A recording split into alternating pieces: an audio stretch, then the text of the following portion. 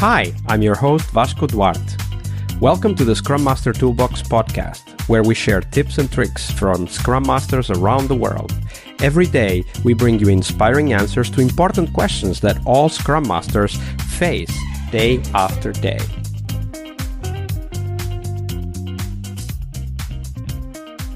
Hello, everybody. Welcome to one more week of the Scrum Master Toolbox podcast. And this week, joining us from Moldova is Aliona Zapanovici. Hey, Aliona, welcome to the show.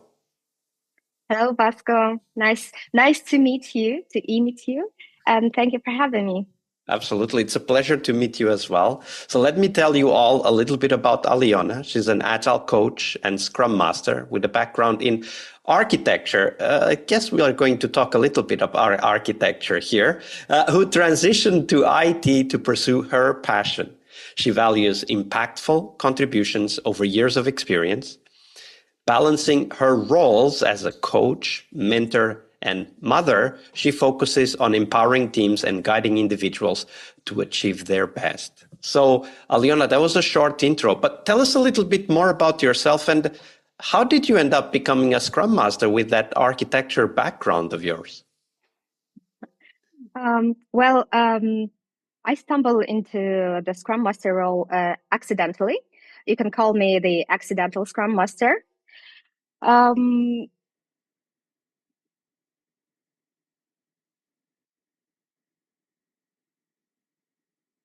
When I got into the role, I wasn't fully aware of what a Scrum Master really does and the essence of leadership without formal authority.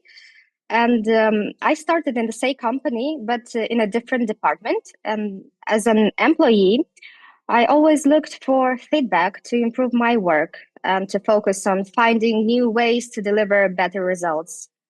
And I often found myself interested in the work my colleagues were doing and wanted to learn more.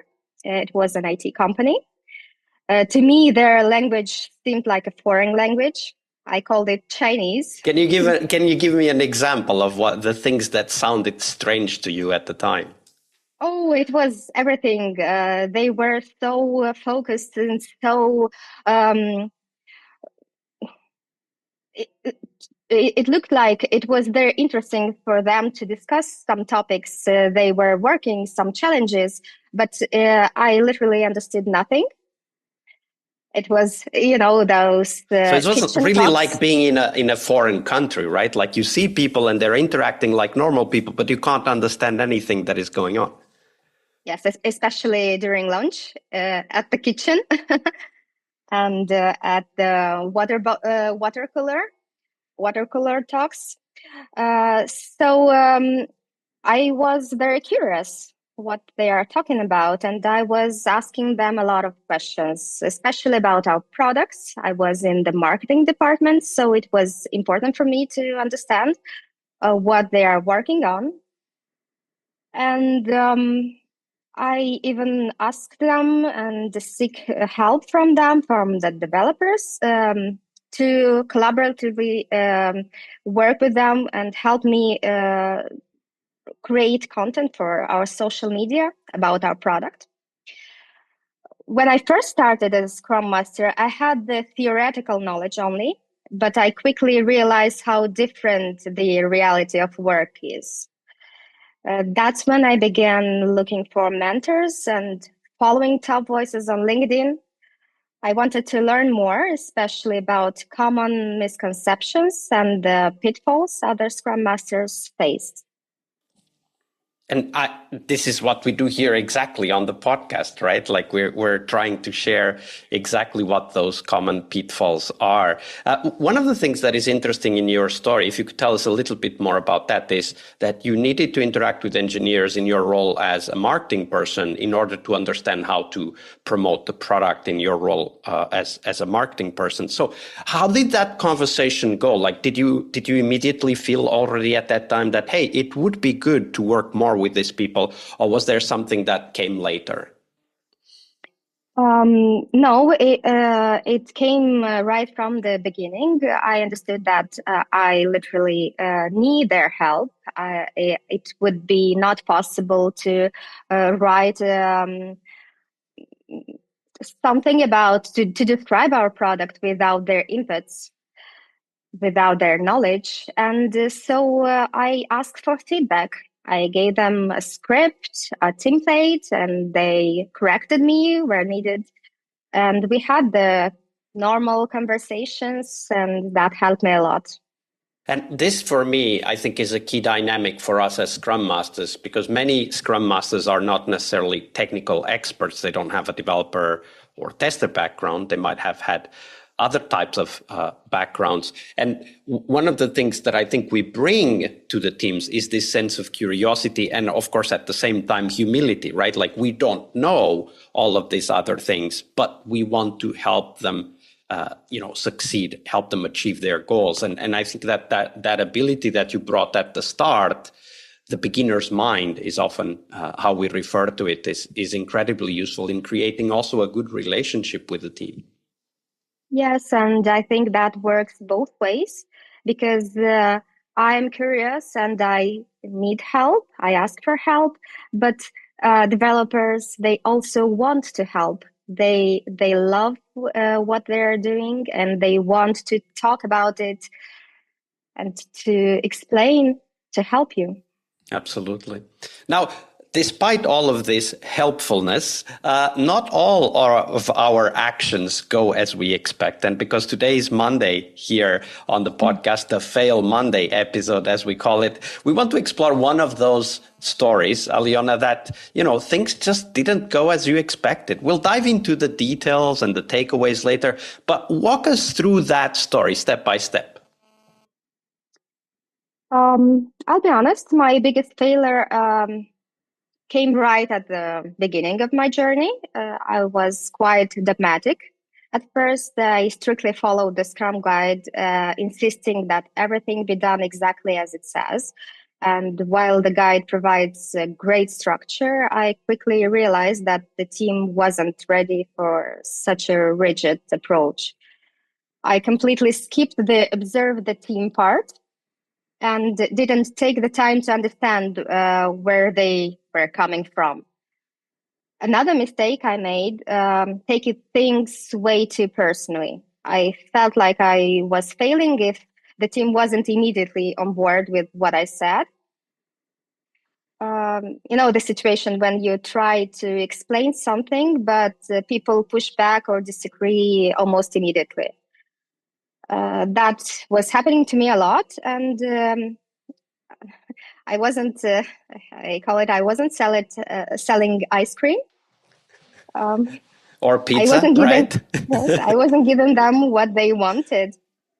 I learned the hard way that challenging the status quo doesn't happen overnight. It requires building trust and creating a safe space where people feel comfortable speaking up. First, I had to understand why the team didn't feel safe.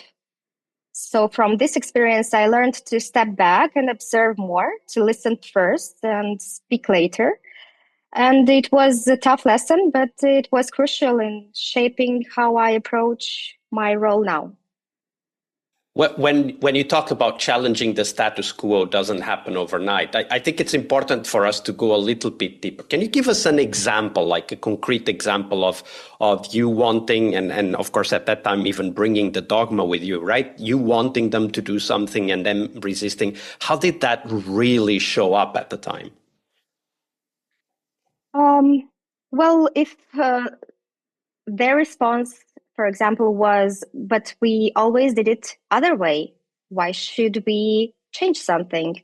Why should we, for example, why should we meet daily? Why should we have this daily meeting? It's not relevant, not important, not helping us. And I think here it's important to understand why they find it not important, not helpful. Instead of following the Scrum Guide, which says that it's a mandatory meeting and we should have it.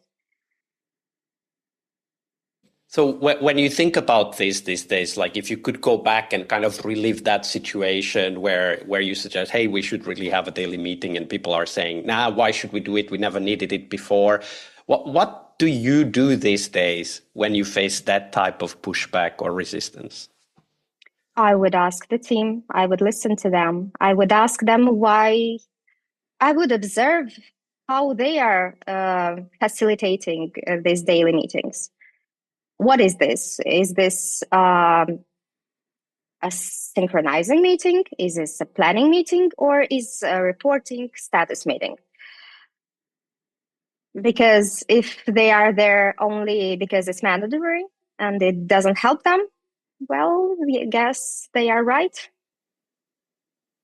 Absolutely. It's the old phrase, right? Whether you believe you can or whether you believe you cannot, you are always right. And if people think that the daily doesn't help, then it really doesn't help, right? We need to find other ways to bring up what the daily is there to do, which is to give this regular synchronization and collaboration space for the team members to help each other. That was a great story, and I can totally see how humbling it must have been when you were, first of all, of course, coming from a different background and joining a team and then trying to give them what you already knew was the right thing, like the daily meeting, but you started to kind of receive that pushback.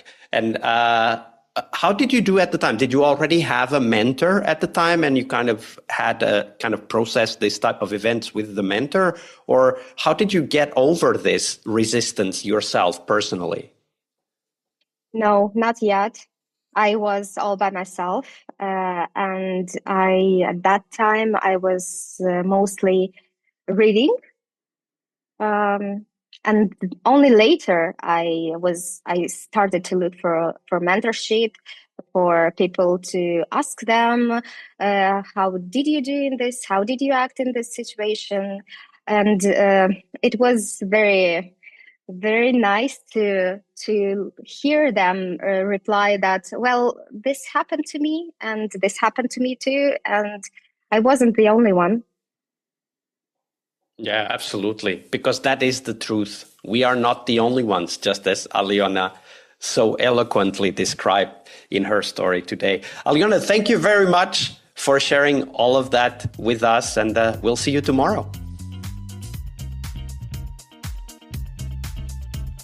Monday is about what we learn from our obstacles and our failures. But tomorrow is Team Tuesday here on the Scrum Master Toolbox podcast.